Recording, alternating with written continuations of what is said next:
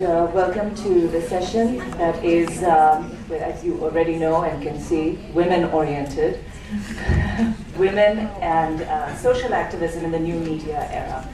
So I don't need to tell any of you that the world is changing. It is very rapidly changing at an unprecedented pace. And a lot of that has to do with the media, and in particular, the new media, which doesn't allow for the kind of preparations that were once possible in the world.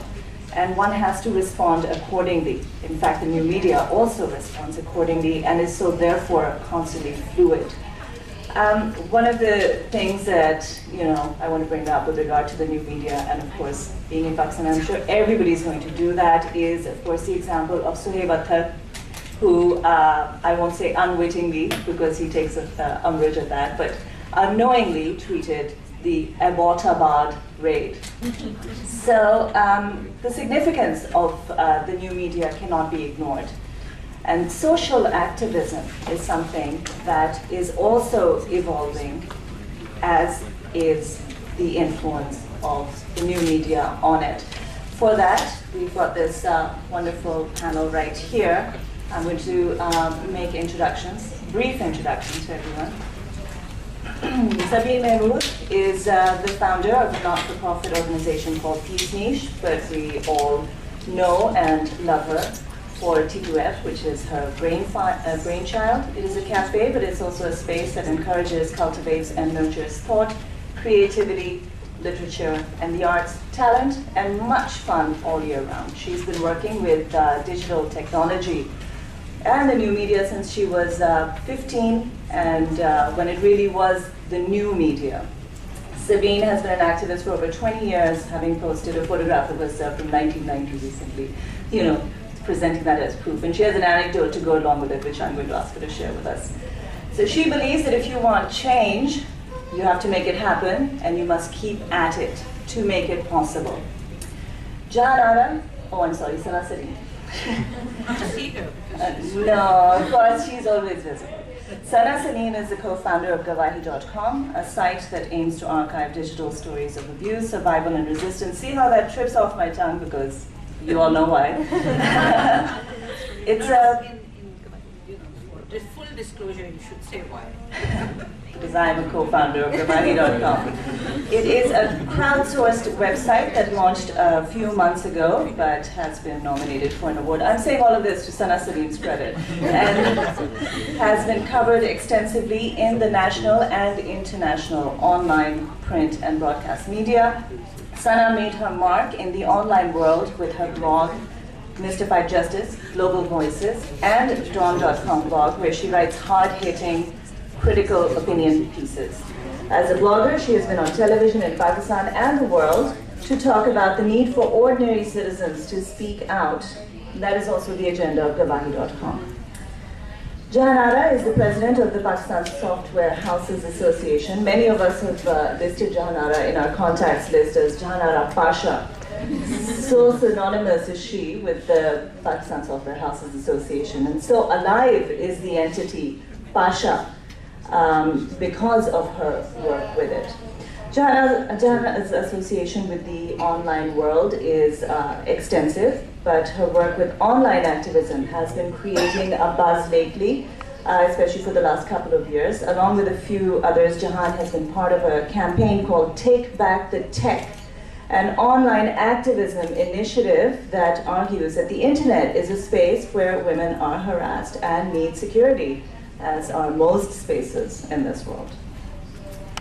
Rebecca Chow is the co-founder and director of the widely acclaimed initiative Harassmap, a project based in Cairo, which since December 2010 has been giving women an outlet to report instances of harassment. The site works in Arabic and in English with exposure to sexual harassment, which led to the idea of harassment. So before I start putting questions to you, Rebecca, if you would like to make a short introduction and tell us a little bit about yourself and your work. Hi, welcome, and welcome to the men as well. You're a very important part of our movements, so thank you. And just to give you a brief introduction to harassment, it's a bit of a long story, but it's a personal one a bit. We started harassment because we were tired of waiting for someone else to do something for us. My friends and I, we used to work in women's NGOs, and we worked on the issue of sexual harassment since around 2005. And a lot of the NGOs, the women's NGOs, started to work on this issue, and the government and police, and it gained a lot of popularity. But everyone was focused on advocacy, and advocacy is great, and a new law is great, but it wasn't showing any change when we walked out of the door in our daily life, on the streets, trying to get stuff done every day. So instead of complaining among each other, which is what we were doing, we decided to try to start something, just ourselves. We all have full-time jobs. We're all just kind of normal people, and we do this as a volunteer initiative. We have no legal structure. We have no funding.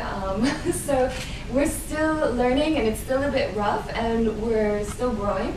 So the way that we initially envisioned it is to use this frontline SMS and Ushahidi technology to be able to reach out to a huge number of people that normal NGOs can't reach. With traditional methods, trainings and conferences, it only reaches a certain percentage of the population. That's pretty small. But right now, Egypt's mobile phone penetration rate is something like 76 million out of a population of 86 million. 80 million, sorry. Wow. So it's extremely high. And so using this technology, we're able to potentially reach a huge segment of the population. And about 50% of these are women, by the way. And it's growing every year.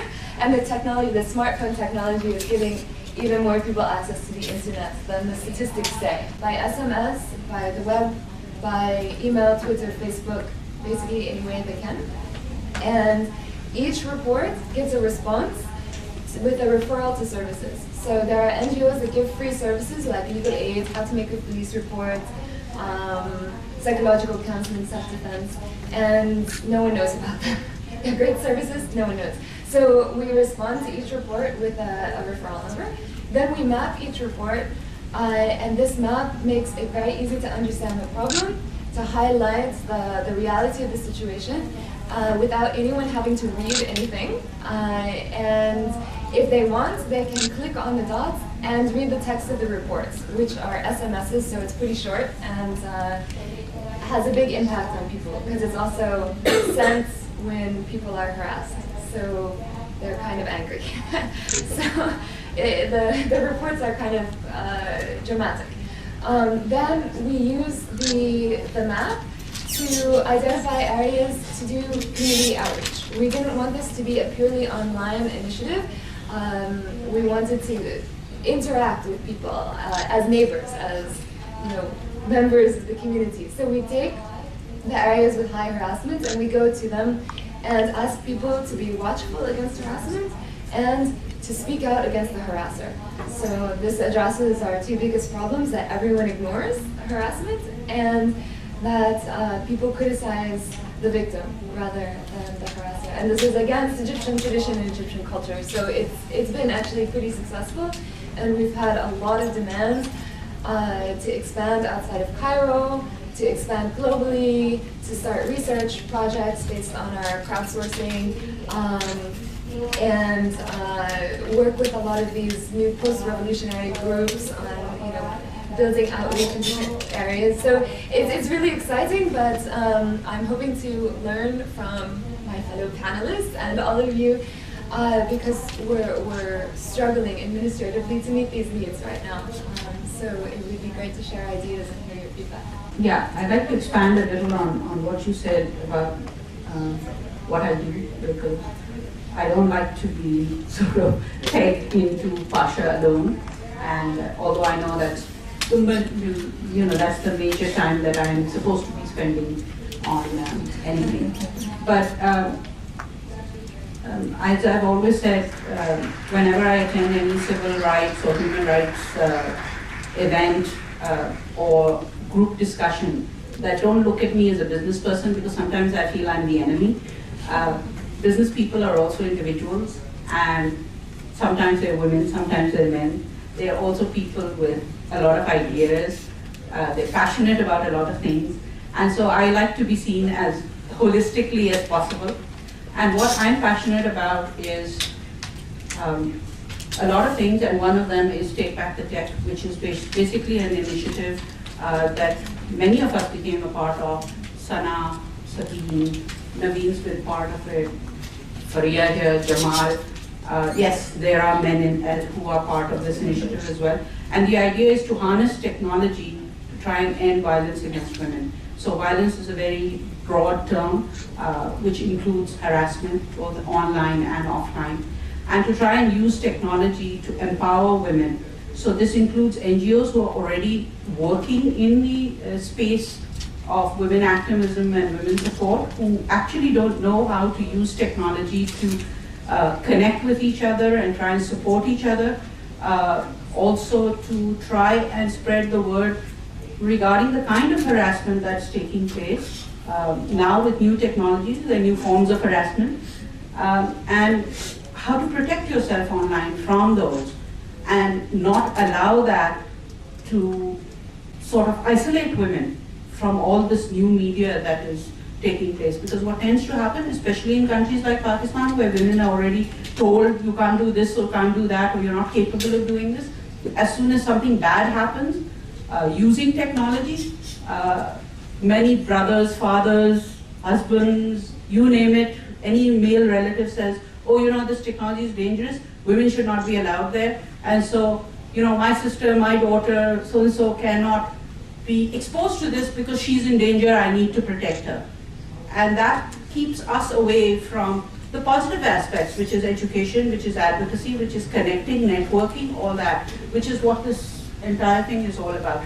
So I'm very strong in trying to advocate for that, and many of us are, so one can't do that in isolation. I also use it to try and crowdsource, as Rebecca said, for against or for legislation that the government should be looking at, or legislation that they have already sort of drafted, which doesn't keep in mind the gender element, which doesn't keep in mind citizen rights, which doesn't keep in mind freedom of expression. And I think many of us, including Ali, has been involved in, you know, advocating against the Prevention of Electronic Crimes Ordinance, where we try and create an awareness as to what's wrong with it. You know, sometimes the normal person, in quotation marks, doesn't know that there are all these things that can be used against them by law enforcement, who are there actually to protect us, but sometimes it's not the way that it happens. So those are things, and then last but not least, the privacy element. With technology sort of becoming all pervasive, how are we going to ensure that the privacy of each individual, whether it be man, woman, or child, is maintained? How can we maintain it? How can we make sure that large organizations like telecom operators, banks, government, doesn't sort of have access to everything we do, that we are not sort of monitored and kept under this lens the entire time? How are we going to ascertain that? So these are things that I'm very passionate about, and I hope we can all discuss this. And there's so many of you here who are doing some amazing things, both online and offline, and I think if we can, I'm sure Naveen will try and keep it interactive so we can learn from you as well. Sana, I'll direct a question to you, Cynthia. Okay. So many people say that the recent movements in the Arab world were not brought about by the 5% who were agitating online, but in fact the countless who actually came out on the streets. Now, as an activist who works mostly online, how would you respond to that? Do you think that it would have been possible for those countless to come out on the streets, or do you think it's in fact all in the streets? I do agree with the notion that if it weren't for people going out on the streets and actually being in Tahrir Square and making their presence felt, it wouldn't have happened. And I'd just like to elaborate a little bit on this. I do find the whole concept of social media revolution a little disturbing, because although I do use social media rigorously for my activism, I do think that it is just a tool. It is a tool that allows you to amplify what you're doing. It allows you to reach out. So it extends your reach. It is supposed to facilitate activism. And activism without it would just be what they call clicktivism or slacktivism, which is of course me behind the safety of my screen talking about things where other people on ground are suffering. So yes, definitely, if it wasn't for people in Tahrir Square, millions of them making their presence felt. But at the same time, if it was at the time of media crackdown, if it wasn't for Twitter, we wouldn't know that these million people were out there. And we wouldn't, those visuals and those sentiments that we were able to share or relate to them, we wouldn't have been able to do it if it wasn't for social media. News would have come out, but we wouldn't have been able to relate to those people. We know these names now. We know Ghanem, we know Ala, we know Manal. We know them by their name, and we know when they suffered. We know when they were arrested, and we were worried and we were bothered. We wouldn't have been able to do that person-to-person connection had there not been social network outreach. So it works both ways, I think. You need to keep a balance, perfect balance. Yes. Sabina, can I yes. have a counter question? Yeah. Am I allowed? Yeah. Or maybe just open it up. Yeah, sure. Go for it. So I've been wondering about this technology is just a tool business for a while. And there was a time when I used to argue that technology is a tool, it's not an answer to everything. But now I feel that, so just a thought that think about what social media is doing to cognition, to attention, to imagination. I think it's no longer a tool, I think it's shaping society. So just wondering what you think about that. I do agree with that, but I would still just say that yes, I agree with what you're saying. It's a powerful tool which is being used, but I just think that when we're like, I was saying that I have a problem of over glorifying it. I do agree that it's extremely, extremely important, and I'm not undermining, but we can't undermine on-street activism. Oh, no, not at all. So my question was more towards the balancing. Very intertwined in Yeah. the fabric of society today. I do agree with that. Shaping things, It is rather than just being Yeah. a tool that you use to determining Yeah. culture, in fact, That's right. isn't it? Okay, so do you, in that respect, Sabina, I'll ask you the same question. Naveen, I'm not sure your mic is on. Oh, it is on. It is, but it's It's kind of low. Very low. And Sabine certainly is a no. So, would you say that online activism or social media are in fact the harbingers of change, or are they the I think being political is a catalyst for change, and so lately I've been thinking a lot about politics and what it means to be political, and unfortunately, this term like anarchism and many other words have been taken over by corporate media, by corporations, and politicians, especially the word politics. So it's become a really dirty word, especially in Pakistan. And to me, being political is not about running for president, it's about believing in something and running with an idea that you can own. We use it as a tool for kind of gathering information on which we act. So it's very easy to kind of spread the information and to make plans and use it as a vehicle, but we go door to door as well. Neighborhood by neighborhood, it's really slow. We don't have expectations of quick change. And like I said, in Egypt, like the access is growing. So, we do what we can. Like, we use the tools that we can. And maybe they're not ideal. Maybe there's probably a lot of people that can't afford an SMS. And ideally, it would be great if we had the ability to subsidize this cost, but we don't, and we try not to let these things stop us. We just try to use as many channels as possible, and social media and online stuff, digital stuff. It's a tool, and it reaches a certain population, and we encourage these people to take it outside of online. We encourage them to come to a community outreach day get trained, mobilize people in their communities, and start community outreach days in their neighborhoods as well, and reach people who maybe aren't going to harassment.org or sending a report. And you find that both women and men are, it's not just women who are responding. How does that happen? 50% of our volunteers are men. And we also have 2 reports from men. So it's not that many, but it's the first time this has happened. So we're excited about it because we haven't been talking about sexual harassment in Egypt for a long time. It's only been a couple of years. But all the research that's been done focuses on women as the exclusive victims and men as the exclusive perpetrators. But what we're finding, we think probably because of the crowdsourcing mechanism, the anonymity and the openness of it, that men are also speaking out. And a lot of the volunteers, even though they didn't make reports, they came to us personally and told us their stories about being harassed. So it's not limited to women like we thought it was. And there's the men that have personal experiences, and then there's men who just want to be proud of their society and feel like the women in their lives are safe as well. And we find actually they're the most influential volunteers. I hate to say it as a woman, but when they speak, people listen. And when we speak, people think we're hysterical. So it's good to have both sides, the people that experience it most and the people who are unfortunately taken more seriously. Okay. So, Jahan, when we talk about safety and security and so on, you and I were recently giving that television interview where, we were asked about security and so on.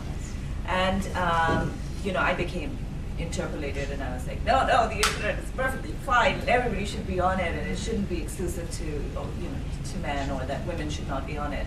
As it is, women are disappearing from, public spheres, and if so, this is a platform which is public and is open to women, or more accessible, then it should be encouraged. But would you say that the internet is a public space?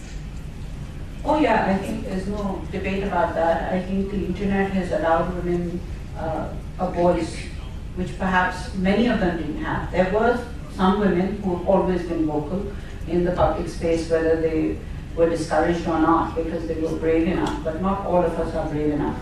So the internet has allowed that, and more than that, it has allowed collaboration and discourse amongst women all around the world and amongst women and men. And it has allowed us to express what we feel and sometimes change our viewpoint if somebody else makes a better sort of suggestion or says something that is actually totally against some belief that we held for a long time. And I think that has not happened before, because I'm very active in the social media space, Facebook, Twitter, my own blog. And sometimes when I put up a status message on Facebook, for instance, some young person from somewhere in Pakistan says, oh, I disagree with you and I'm totally disappointed in you, and how could you have said that, madam? When he says madam, that already throws me for a loop, but nonetheless.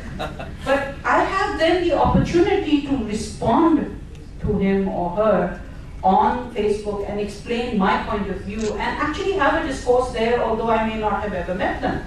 And that allows me the opportunity to actually do that. And I think more and more girls, women, men are being able to do that. Okay, some people are misusing the space. That they've been doing with the public space in any case. So I mean, I think it's a great opportunity for learning, it's a great opportunity for collaboration, it's a great opportunity to express your point of view, it's a great opportunity to change the image of yourself, change the image of your country, your industry, whatever it is that you do. And that makes it very powerful. So I tend to agree with Sabine that it's not just a tool anymore. It is an influencer, it's a space that has become available, just like cafes in the old times, and people who can use both, like Sabine T2F does, that creates for something really amazing. I'm going to ask Sabine, actually, I'm going to ask you, Jahan said that she made a reference to you and so on, and also saying that it gives us the opportunity, or Pakistanis the opportunity, to project Pakistan in a positive way. So, do you Naveen, not just Pakistanis, because I've just returned from the World Islamic Economic Forum. I've heard women from Africa, women from the Middle East, and women from all over the world, including the UK, who are talking about being able to now voice things that they never could before. So it's not exclusive to Pakistan. Okay, to voice things in a particular way, but also for Pakistan, for the Pakistani blogosphere, isn't it true that there's a lot of pressure from within that you have to project Pakistan in a positive way, where, for instance, the international media, for instance, or even the mainstream media networks are not doing? So, but isn't it true also that citizen journalism came about and has gained strength all over the world because it was not following that kind of agenda and is meant to be hypercritical, in fact? So first, I just want to say something about something you haven't asked, which is the whole, I have to admit, I get really aggravated when people will always bring up this issue of, if you're working in the internet space or using the internet for your work, it'll be like, oh, but you can't reach that many people, and you're alienating people, and everyone doesn't have access. And I think this needs to be turned on its head. And we need to challenge the people who ask these questions. So, okay, so what can we do to enable that access? And how can we get computers or mobile phones into the hands of people who don't have them? What kind of tools and technology can we build that will enable more and more people to engage and interact and be part of this global, so-called global community? That's just one thing. As far as the image of Pakistan is concerned, that has never been my concern. Something that Rebecca said really struck me about, so people will sit around and complain and say, that this isn't happening, that isn't happening, there's this problem, there's that problem. Now, one individual, one organization, one institution cannot take on the responsibility of changing the image or every problem that a community or a city or a country face. But again, you can take your piece and run with it and do something about it. And if everyone started thinking that way, that you come up with small campaigns, that you create winnable campaigns that give you a sense of accomplishment, that you've been able to do something, it gives you the momentum and the empowerment to do more. So that's important. And as far as the image is concerned, I think we need to worry about, it's like brands, right? So great brands are built on top of great products and ideas. And so I think that, so I'm only concerned with building a great product in whatever little way I can, whatever I've chosen to do. And I think the image eventually will take care of itself. It's, you can't put a wrapper on top of things and say, yeah, look at me, I'm so cool, I'm so clever, I've done this. That image is going to take care of itself eventually. But we need to strengthen the product. And if people are concerned about how Pakistan is being viewed in the international media, well, do something about it. If you want to write, go ahead and write. You now have, the great thing about blogging, I started blogging in 2003, and I don't blog much anymore. Again, post-MTV generation, limited attention span, you're always jumping from one thing to another. It's the truth. So freedom of the press belongs to those who own one. We own the internet. It's the most democratizing space there is. And any government that tries to control and curb our access gets stymied very quickly. Before they can put a ban on something, people will have figured out ways to bypass that ban. So that's incredible. That's super cool. So I think we just need to get out there and use the tools that we have to say whatever we have to, instead of whining and complaining. And I think the harass map is a great example. It's like, okay, there's a problem, here's a solution. Today these tools are available. I've been working in technology since I was 15, and there was a time when we had to build these things from scratch. We used to, any volunteer work like Dr. Iqbal Ahmed's website that I worked on many years ago, I had to bribe people in my office to stay back nights to build that. We built a content management system. Today you have WordPress, you have Joomla, you have Drupal, you have everything under the sun to be, and all these APIs that are open-ended, like Google Maps allows you to build on top of it, and you can create incredible, powerful tools to connect people, and so there's no excuse to whine and complain anymore. I can see that Ali Chishti has a question, but before you ask your question, I just want to say the same thing to you, Sana, because you are hypercritical. You have a critique on everybody, here and outside, which I think is great. So, how would you respond? Can you repeat the question? Yeah, that citizen journalism should be hypercritical, or it should be building a brand, such as, for instance, Shining India. You know, they built a brand. So, like that, should there be brand building, and should that become part of the new media's activities in Pakistan and social activism? No, I would agree with Sabine on the most part. I think she put it out there really well. I think that you're right in saying that we are very hypercritical, but and I've also seen that a lot of citizen media generated content has been affected by this trend of branding, which has sort of killed, for me at least, I would say, but it has killed the kind of things that you would, like the kind of attraction that you would find in citizen media, because the point about citizen-generated content is that most of it would be without bias or political affiliation. It's opinion of the people, and you're seeing various variety of opinions, it's diversity. But a lot of citizen journalists have now sort of become replicas of mainstream media. Like we see on Twitter, everybody's sort of breaking the news, and you would see the same thing going on and on and on throughout our week. We can see that on mainstream, but on one hand, it's very important because a lot of times, and majority of the times for me, I see my breaking news on Twitter, and it's a lot for a lot of us too.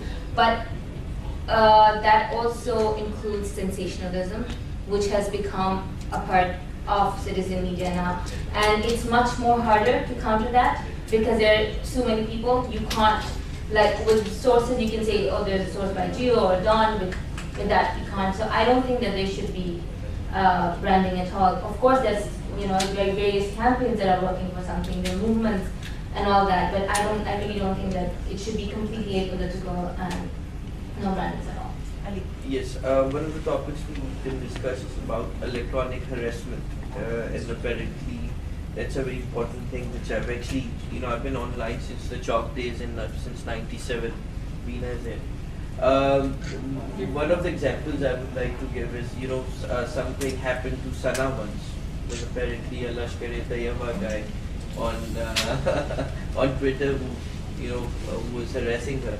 And apparently there's no mechanism in Pakistan as such to solve these issues. And she You came to the rescue. Yeah, I came to the rescue, and the guy had to come and say sorry to her, right?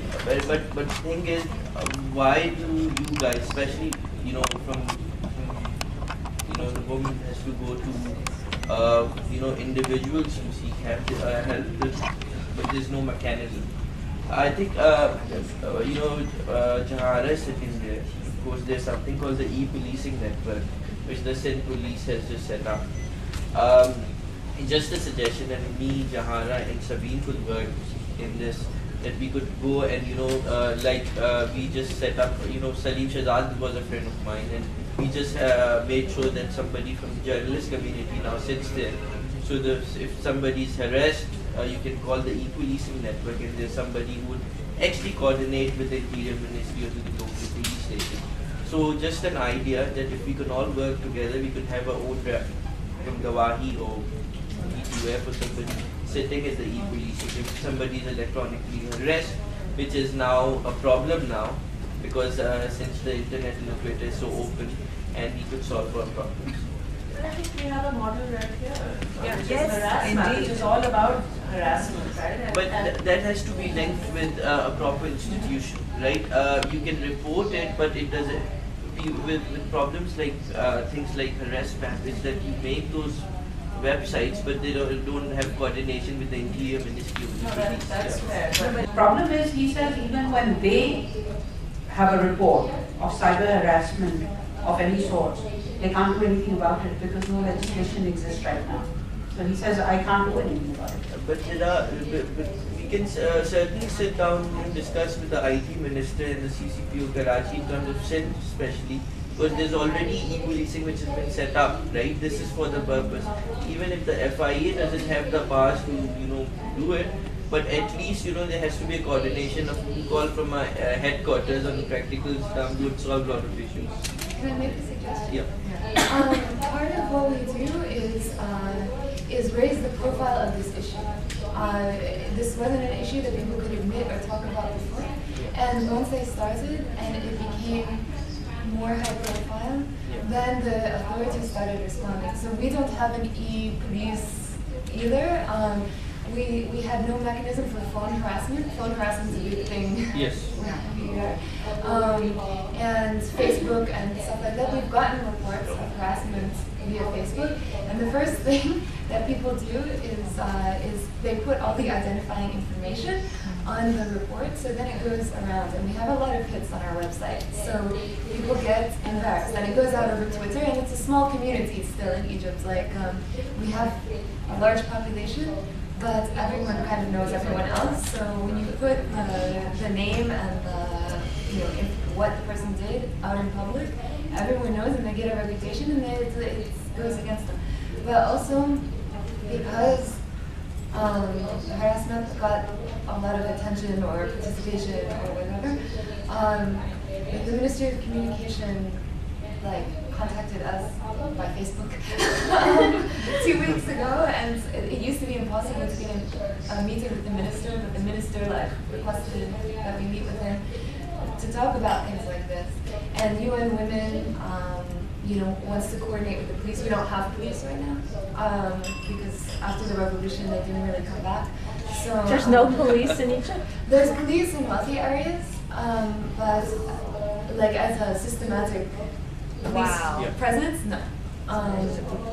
And I need your Twitter ID because I'm live blogging and I need to put your Twitter ID. Oh, you can do just harassment. At harassment. Okay. So after the public attention came, then the government came. So maybe what we're hoping is to work with the Ministry of Communications and UN Women to get this protection, get police on board, get some kind of system built. So I think this really elucidates what I was hoping to say. That first, so there's a model that exists. It's working. Let's see if we can work with them, see how we can build it here. And this example of the ministry contacting them is the way it should work here, because then when you start making an impact and citizens actually, so you helped her out, right? The problem got solved. It's not institutionalized. That's the problem. Right, but you can't, so there's some things that you can leapfrog. Yeah. So Pakistan didn't get a computer revolution, but we leapfrog that whole thing, and there's a mobile in everyone's hand. But there's some things you cannot leapfrog. You have to go through a process, and you have to, this is something I think that will develop organically. So let's first use the tools that we have. We have a resource. We have examples that we can follow.